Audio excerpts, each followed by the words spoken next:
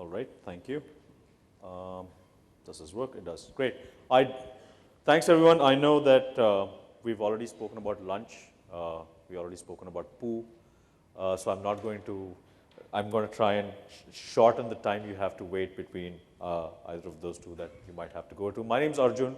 I run the e-commerce business for Facebook in India. I've been with Facebook for about 3 years now. What I'm trying to do, my attempt today is to try and simplify and de-jargonize what might seem to be extremely complicated. And I'm also going to walk around a little because I find podiums slightly uncomfortable.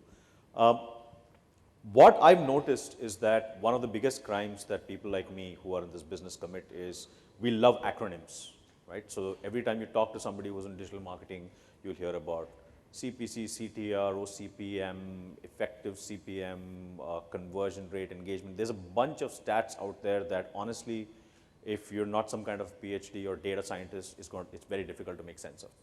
So today in the 15 minutes, hopefully 15 minutes that I have, I'm trying to make this as simple as possible for everyone in this room to try and wrap our heads around what's really going on.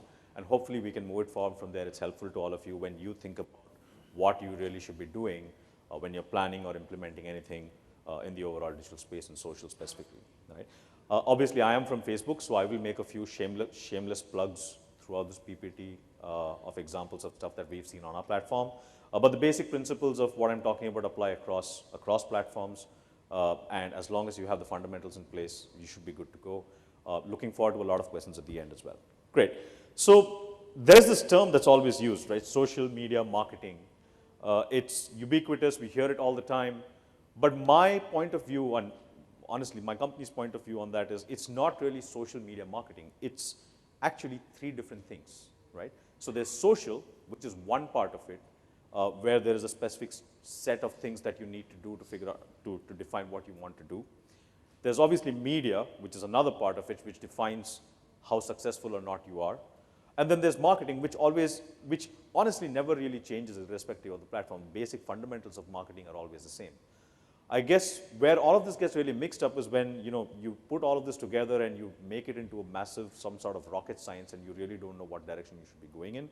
I'm going to try and break this down into 3 separate parts, talk through each so that hopefully I can give you a little bit of clarity on how each of these works together towards that holy grail where at some point there is a convergence of these 3 and that effectively results in what you wanted to do on the platform in the first place.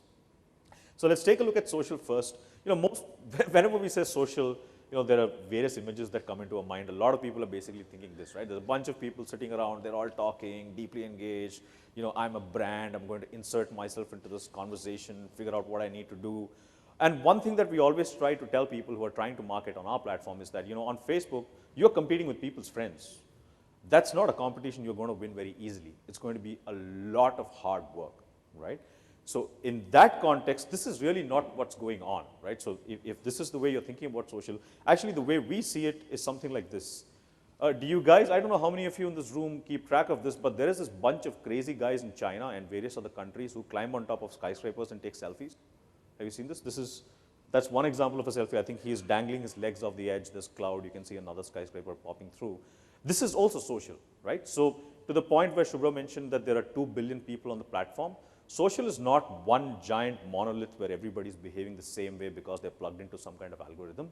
It actually could be billions and billions of different stories happening at the same time where people are expressing their own individuality, they're trying to fit in, trying to stand out all at the same time, they're trying to define who they are. So trying to have a single templatized approach to a platform or platforms where billions of interactions might be happening where you honestly have no context might not be the best way to think about it. I'm sorry, some of the formatting is off. I guess it's a Mac to PC problem, so I apologize for that. What this basically means is the moment you look at all these gigantic numbers, oh my God, billions of people on Facebook, hundreds of millions on various messengers, millions on Twitter, and everywhere else, it manifests itself into this content manufacturing problem, right? What am I going to do? What do I really put together that's going to make sense to all these people? How am I really going to create? I probably need some kind of an army of people trying to figure out what I should be putting out there. How do I target all the right guys? So there definitely is a content manufacturing problem that manifests itself the moment you start thinking about it in terms of the billions and the hundreds of millions. What that content manufacturing problem results in is that you basically try to systemize and process, create a process around all of this. Typically, before the advent of digital, most people would make 15, 20 bits of content in a year across print, TV, outdoor, whatever it might be. Effectively today, the way we're seeing it, most brands are creating the equivalent of what 25 years worth of content within a week to 2 week span, just to try and keep up with all this fragmentation and diversification that's happening on the platform, which is a very complex task. And because everybody is trying to keep up and try and put out something, most relevant thing at any given point in time and trying to tap into some trend that is happening, what this has led to is content like this. I guess you can't read that on top, but there's a little bit of text there that says, I think it's National Chipotle Day or something, right? At Facebook, we call it the Happy Birthday Michael Jackson post, right? Which is on most days, you look up your calendar, you figure out, oh, today, you know what? Today was Michael Jackson's birthday. Let me go out and say Happy Birthday Michael Jackson so that all my fans who are probably Michael Jackson fans get a little bit of love for my brand, right? But nobody even actually thinks about whether your brand actually has something to do with Michael Jackson, whether your fans really care, whether your customers are really going to buy more. It becomes a self-serving mechanism of trying to always identify what way we can ride, knocking together some content by 2 or 3 guys who really have no clue who they're putting out content for, which ends up in some kind of a national holiday being juxtaposed on top of a picture of spring rolls in many cases, or other products that we typically see. The other complication to this is feed, right? Most social media and consumption that happens today is feed-based, which means you have a constant array of content going up or down on your small screens mostly. And in the feed, everything that I'm seeing is carefully curated by a very complex algorithm defined by various interactions that are happening of the people and brands that I'm connected to. It's a very, very dynamic place to try and in a day, an average Facebook user, for example, is eligible to see about 1,500 stories. You guys can think about the content consumption that you do on Facebook in a day. I would say on a higher end, you probably see about 300 stories. On the lower end, you probably see about 50 to 60. We have to work really hard to figure out which are the stories that we have to show you. It's the same for any platform that is feed-based, where relevance, timeliness, and the actual connections between the various bits of content become extremely important. So if you're just trying to ride the wave of some trend that's happening, or you're really not thinking through what I should be saying, when I should be saying, and why I should be saying it, the feed is going to kill you. The feed is brutal, the feed is cruel, the feed is unmerciful, and if you keep up random content generation on for a long time, you'll find that pretty much the feed is useless. You're basically not going to be very visible on any platform that you try and keep up with. Here is a great example of how this actually manifests itself. On the left side is a screenshot from Guardian Football. I'm a football fan. I support Manchester United, so I read the Guardian Football page every day religiously in the morning to figure out what's going on. And there's an ad for Airtel. I think this was part of their smartphone network where the message says, stream videos 25% faster. So that's your traditional advertising where you're buying some space, or you have some content that you're trying to push in and trying to figure out whether that makes sense or not. On the right side is my Facebook feed. This particular post that came up in my feed in between 2 stories from my friends, but the experience is completely different, right? On the left side, I probably am not paying attention. I have no clue what that's really talking about. The moment a relevant bit of information comes up in my feed in a way that's beautifully presented, it automatically grabs my attention and it can drive me to action. In this case, it was especially relevant because they were also using operator targeting, which means they are able to identify my device, what network I'm on, what speeds I typically use to send a very relevant message, but the message is the same on both sides. So that's the difference that a feed-based creative can make, and when you think about it, how that can actually affect the way consumers are interacting with the content that you're putting out. Another example, so every time I get some kind of a marketing email in my Outlook, I always get it like this. So the pictures don't show up, I have to probably say download photos, whatever it might be. So this is an email I got from Quicker for the revamped app launch that happened, which includes Quicker Next. This is an ad that I saw in my feed again for exact same thing because I'm probably classified as a motorcycle enthusiast because I do a lot of rides on my bike. So I see an ad, it's in my feed, it's about bikes, it's relevant, it's about a brand that I know, makes a lot of sense. So when you're putting stuff into feed, think about context, think about who you're going to talk to, think about how it's going to appear before you actually try and create something that's going to go out there to possibly millions and millions of people.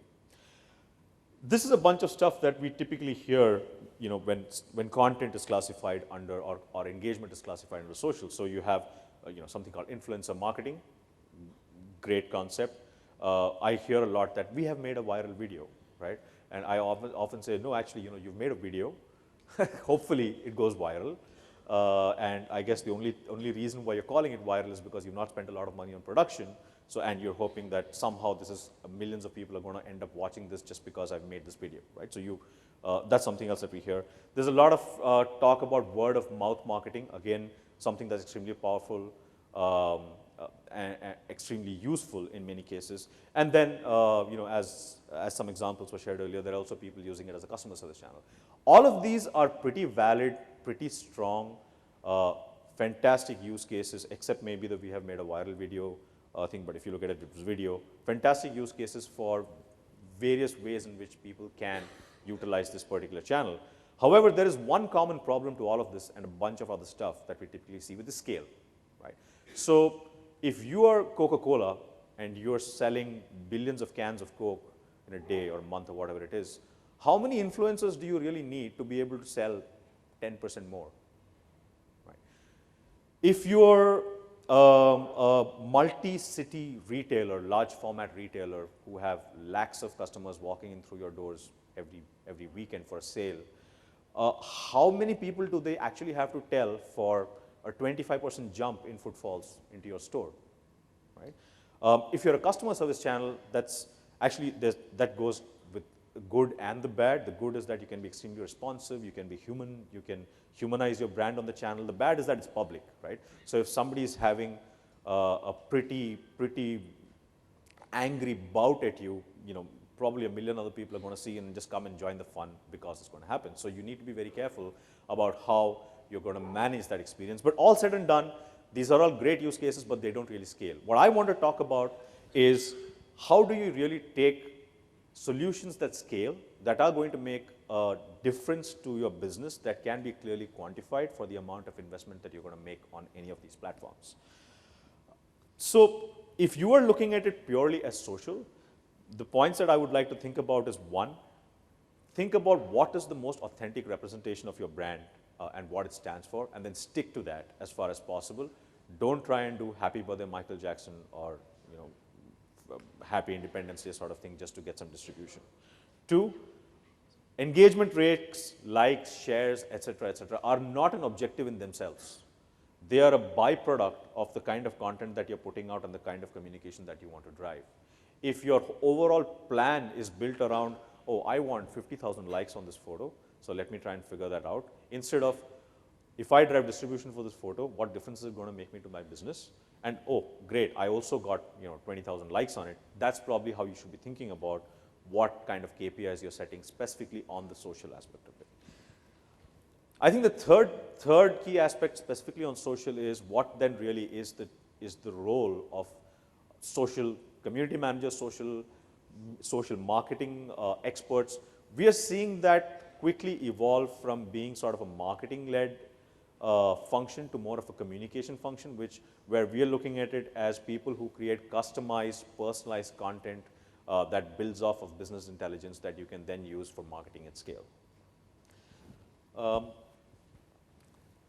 Let's talk about marketing, because so on the first part on social, I think we covered some points. On marketing specifically, I think the fundamentals don't really change, right? You want to show a great ad to the right person at the right time, so that makes a difference to whatever you're trying to sell. For us, we call it discovery, which is how do you really put that message out so that it is seen by as many people as possible within your target audience. We call it personalization because now there's a lot of data available that helps you customize that message in the most perfect way possible. And obviously targeting, which is how do you finally find these people that you want to talk to. And I'll quickly jump through these. I think on the first thing that we really strongly recommend is be thumb friendly. The thumb is the new remote, right?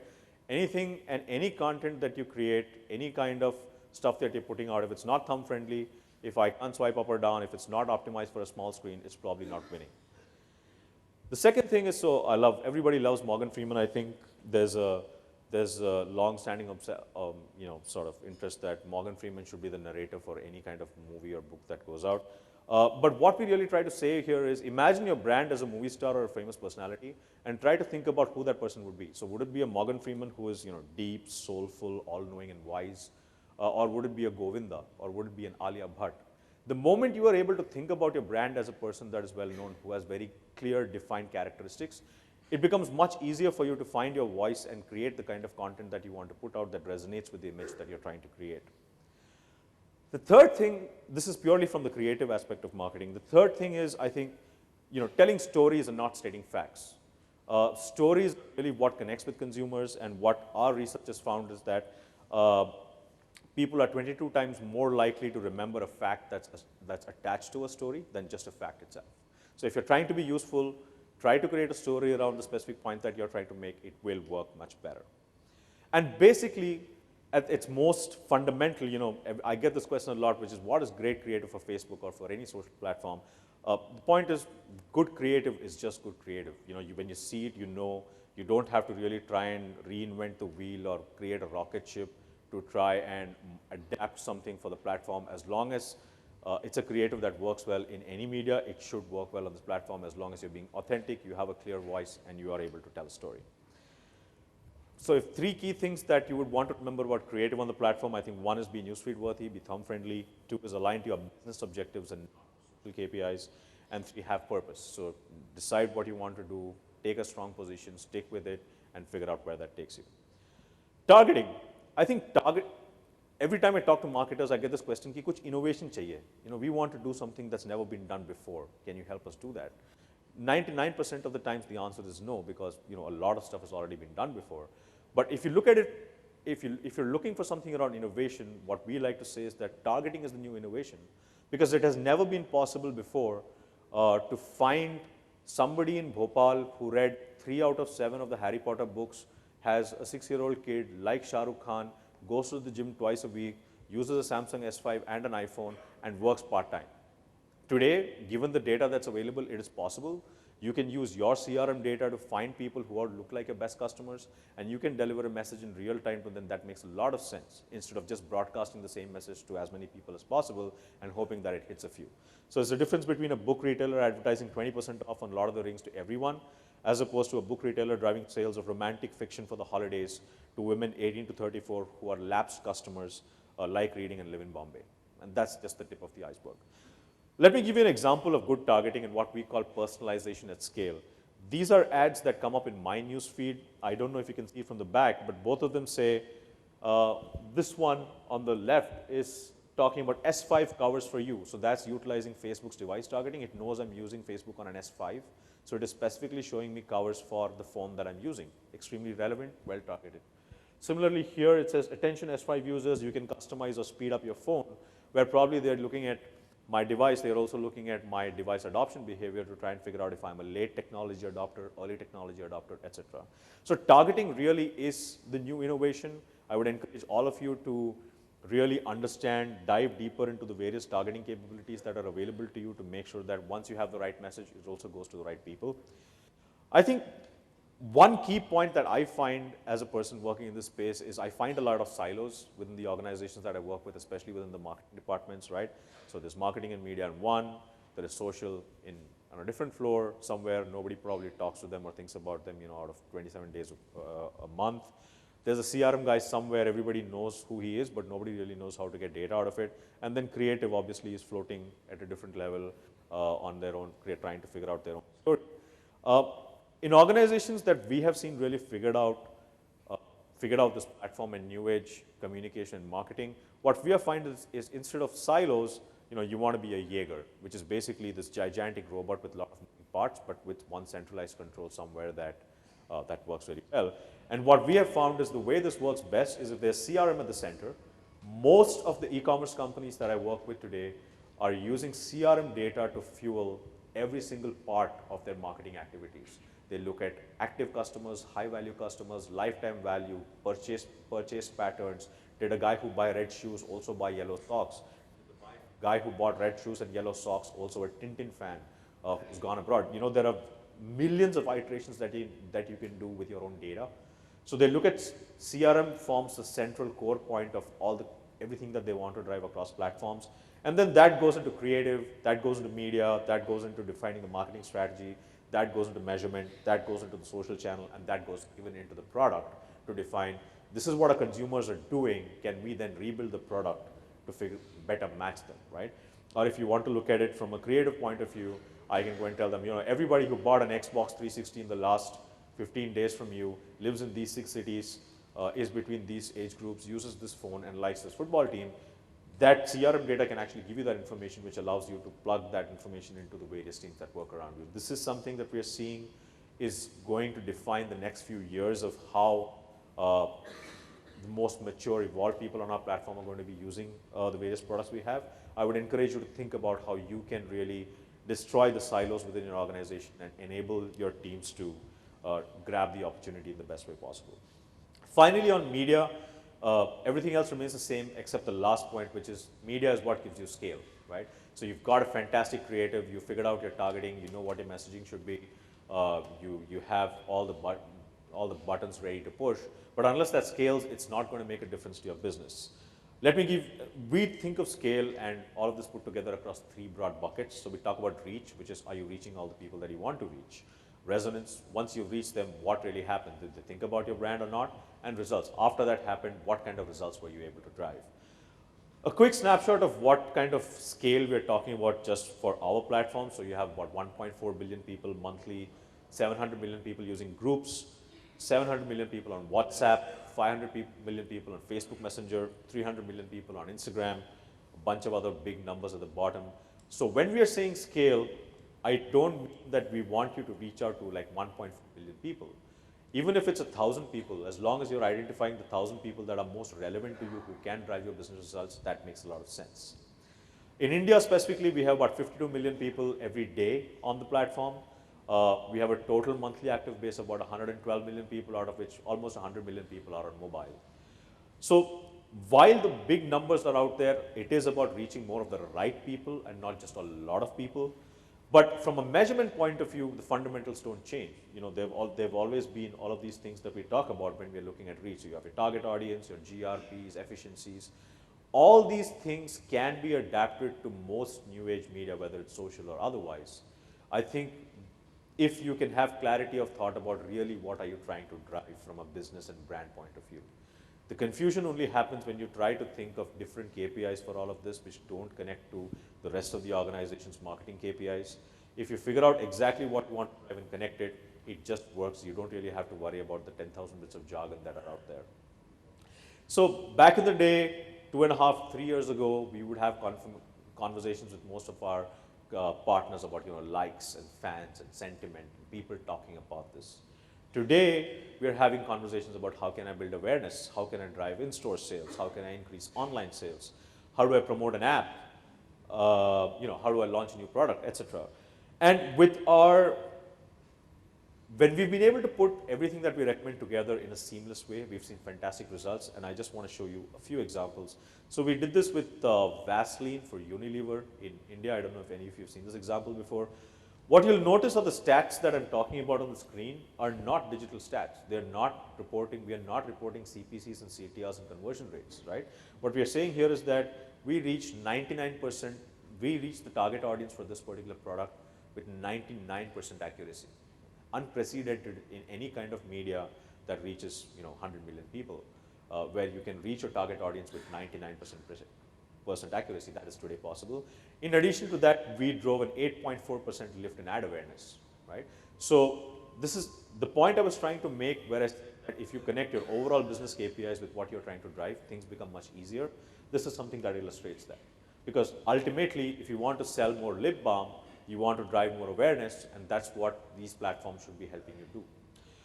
Let's take a look at a different example. This is for Nokia India. This is something that we did in 2013 Diwali. We were able to track their investment on our platform to offline sales, not e-commerce sales, but offline in-store sales, right? And we found that as a result of their investment on Facebook, they sold an 18,420 incremental devices, which resulted in 54 times the return on ad spend of what they invested on the platform. Again, turning measurement on its head, talking about business results that are always the same, and not really looking at digital KPIs, etc. We've done a bunch of other stuff where we've developed sort of a missed call product for emerging markets that did really well for Garnier, combined with the IPL. And there are probably billions of other examples that we can share with you because of all the interactions that happen on our platform day to day. But in the interest of time, I'm just going to skip over that and just look at the key takeaways. If there were like 4 or 5 things that I really would want you to think about and remember at the end of the session, the first one is about personalized marketing at scale. It's now possible like it was never possible before. Think about the basics and not about digital metrics. So think about reach, resonance, and reaction for the businesses that you're running. In a thumb-driven world, creative is key. Creative is not the stepson anymore. In the new social space, creative becomes as important as it has always been, but unfortunately never that important on digital. I think creative is taking back its rightful position in digital today. And set up your teams to succeed, which is try to destroy silos, try to enable data sharing and transparency and accountability within the various teams that actually own the various moving pieces of your business. You will see that translating into great fundamental results for your business. So that's more or less it for me. I guess we should probably take questions and take it from there. Thank you.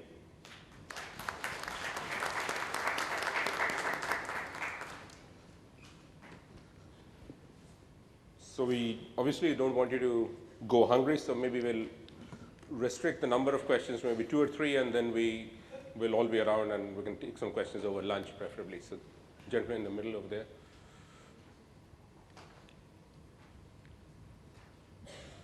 First of all, I'm highly thankful to AIMA for creating such a great podium where so much of information is given by such knowledgeable speakers. And thank you, Neeraj sir, for making me aware of it. My question is to Mr. Arjun. I would like to know when we know that the second most number of people available on this planet are on Facebook. Why are we lacking behind to their security when it comes to Facebook? Facebook takes care of everything as soon as possible whenever they come to know about it. But when it comes to the security of its users, they are still lacking behind in certain areas.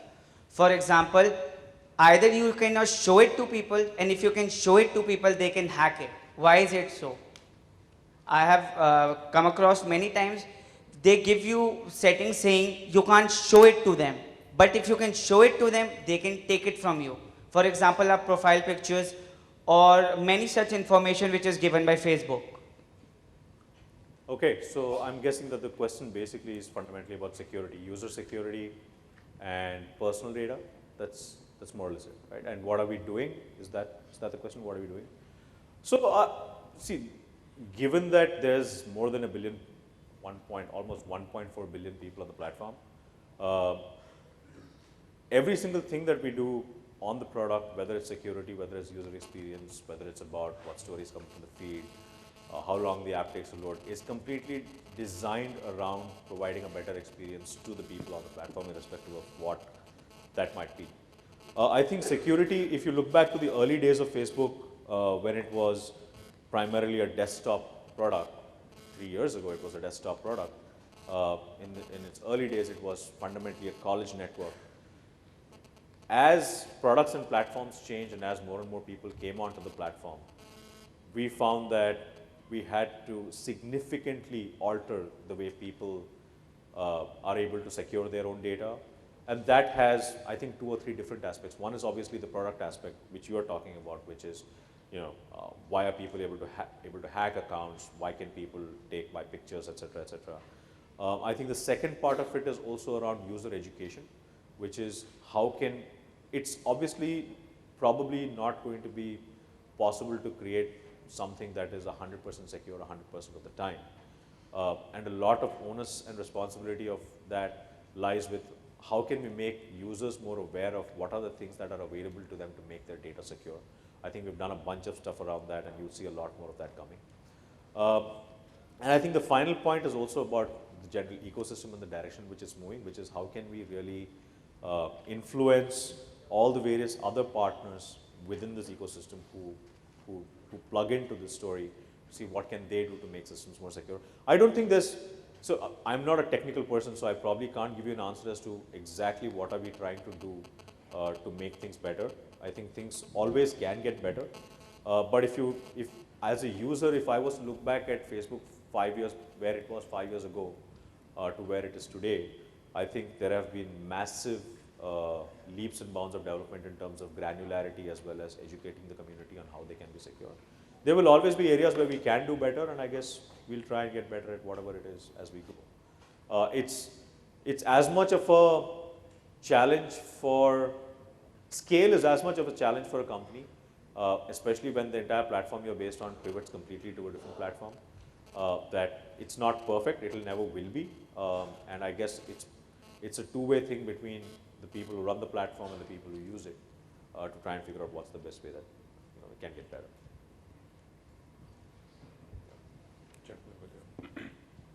Just wanted to ask a question on how can we improve the experiential journey of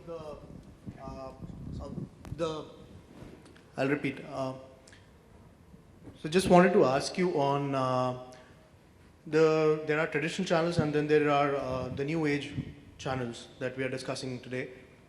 How can we improve upon the experiential aspect of the customer journey, the activations part, via this online-led marketing initiatives or channels? So when you say experiential, what exactly does that mean? Can you give me an example? Yeah, so when I walk to probably a kiosk or a setup, I can probably go around, change the color of the car displayed there. I can sit around and have the look and feel and comfortability of the car. I can feel the ambience and, so that kind of experience of touch and feel. How do you think we are moving towards that aspect?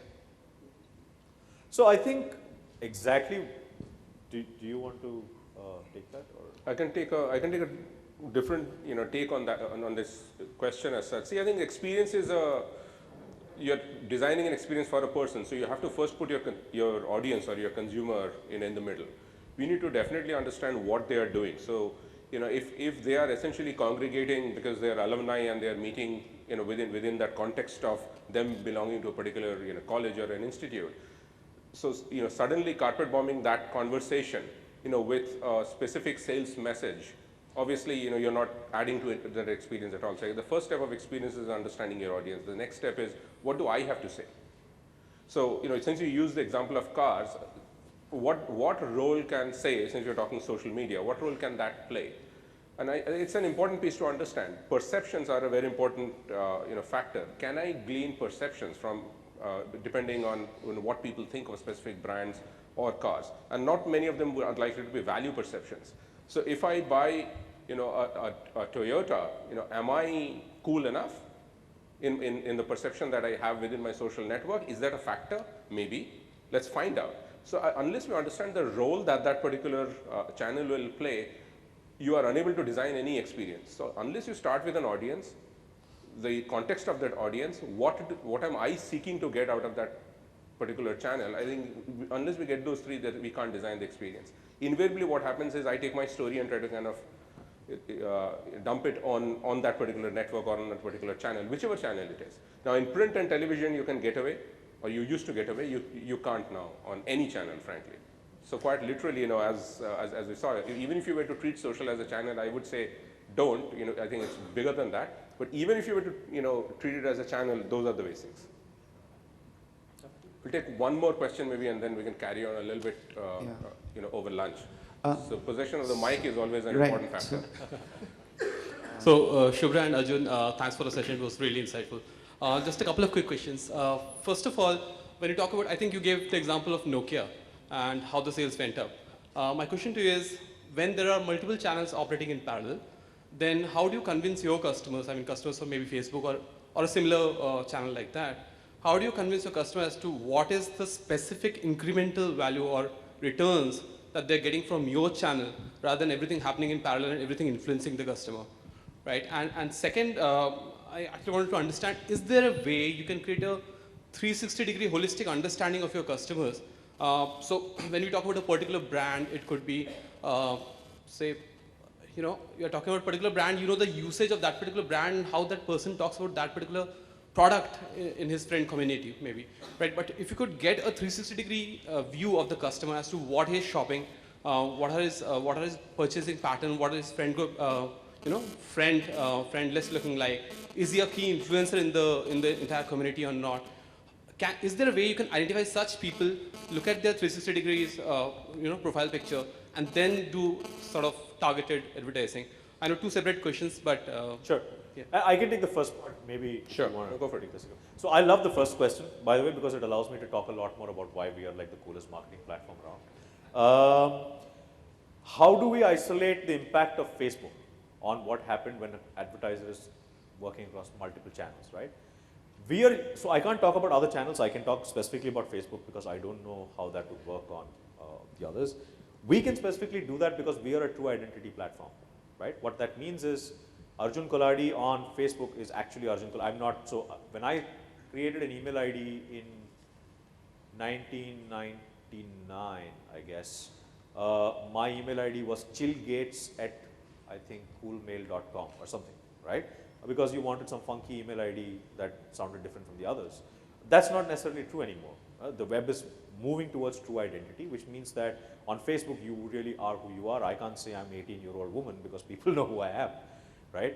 The moment you have true identity, the second aspect that comes of that is cross-device behavior, right? So I'm Arjun Koladi, but I'm also Arjun Koladi irrespective of how I'm accessing Facebook, whether I come from a mobile device, whether I come from a desktop, a tablet, laptop, feature phone, whatever it might be, my identity across these devices remains the same. We are uniquely positioned to tap into identity and this cross-device behavior because of the way our platform is. Now, when you have a platform that has so many people where you specifically know, where you have an identity lever, it becomes very easy to apply the age-old control expose mechanism to this audience, right? So I can very easily collect Facebook IDs of everybody in this room and say, okay, 15% of these people who are this many are going to be in the control group, this many are going to be in the exposed group. We are not going to show the Nokia ad to people in the control group. We are going to show it to them, the people in the exposed group, right? But they have equal chance of exposure to all other media, right? If there is a difference in adoption rate of the device between these two, we attribute it to our platform. That's the most basic way to do it. And then obviously there are nuances that we build on top of that to try and make it more granular, tie it back to what they did, look at cross media and all of that stuff. But this is basically the fundamental. It builds up from the fact that we are a true identity platform and we don't have to worry about cookies and pixels and all of that stuff that other platforms have to worry about because we know who the people are and how they're behaving across different. Sorry, Arjun, just a question there, and sorry for holding back the audience as well. But when you say that, I mean, I understand that you have the profiling details of all your customers, and that really lets you do like very targeted segmentation, maybe, right? But when you're talking about the the control group and the test group, how would you find out what is the purchase post they're witnessing the ad, right? Great. So how would you link it to the purchase behavior? So again, fantastic question because it allows me to make another shameless plug. So I could have planted these questions actually before the session, but I didn't. So the Nokia example is very specific to devices. So that stuff we can do with devices, we can do with telco. So basically Airtel, Vodafone, etc. And then we can do it with e-com, stuff that's bought online. We can't do it with say surf, right? Or something else. The reason we can do it with devices is very simple, right? You are in the exposed, so say half this room is in the exposed group, half this room is in the control group. As of today, we know what devices you are using to access Facebook, right? We know the same for the control group as well. So today, if half of you are on iPhone 5, some of you are on Samsung, some of you are on Micromax, we just have to look at device adoption, right? So if you buy a new phone, the first thing you're going to do is log into Facebook. We know this person had X phone, now this person has Y phone. Y phone was what we were selling. He was in exposed group, this much more sales, track it back. We can do that with e-commerce because we can keep control group and expose group and see what's the incremental conversion rate that's coming from the expose group, right? We can do it with telco to see how many people moved from a Vodafone to an Airtel because of that ad that you showed. So all of that is possible. It's not possible across all categories. That was a very specific category specific example. Yeah, great question. Cool. So we'll have to put an end to the questions, I'm afraid, because it's really time for lunch. But a huge round of applause, ladies and gentlemen, for, I think, such a thought-provoking session that was really got us engaged. Would you have concluding remarks? Yeah, sure.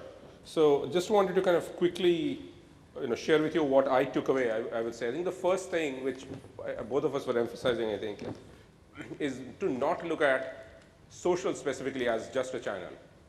And that's an important part of it. I think it's going back to the basics of marketing. So go back to your consumer, your end consumer or your audience, exactly as we do it. Then find what do you have to say. What does the brand need to say? And I think that, like your Morgan Freeman example, it's a good mnemonic to remember. But unless I'm clear about what I want to say, which is one. The second is what is the context of the audience within which I am going to say that. If you are not clear about both of those, it's quite literally like, a friend of mine came to me and said, which meditation do you think I should do?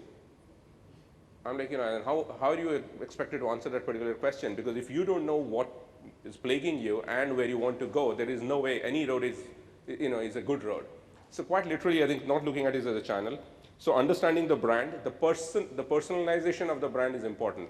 We used to talk about brand personality in marketing basics when we were in B school, but quite literally understanding what the brand stands for, I think, and that's important. Relevance we talked about.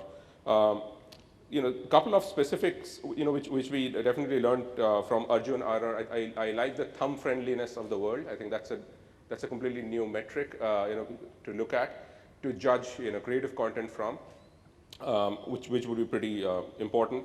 The robo picture which he threw out there, I think there's an important point to be seen. If you were to replace the acronym CRM with the consumer, I think it's probably the best takeaway I would say for this particular session, because you're saying, as long as we understand our audience and our consumer, everything else forms one of the many ways of ensuring that we get our voice onto the consumer. After all, marketing is a business of changing behavior. If I am not able to change your behavior in some way, I as a marketer have failed. And the first rule of changing behavior is to understand you. So all the roads ultimately come back to that. So social media consequently is a minefield of information, great information, and it can be a great channel as well. But we need to understand the fact that it is a means to an end and not an end in itself. So on that note, I'd thank you very much. Very engaging audience. I'm sorry we couldn't take more questions. But you could join us for lunch and we could do a little bit more offline. Sure. Thank you very much, sir. I'd request Mr. Neeraj Kapoor, Director with the All India Management Association, to kindly join us on stage and felicitate our chair of the session and our speaker. Ladies and gentlemen, a big round of applause for Mr. Shubhradeep Guha once again. And Mr. Arjun Ravi Koladi for keeping it so insightful. Thank you very much, sir, once again.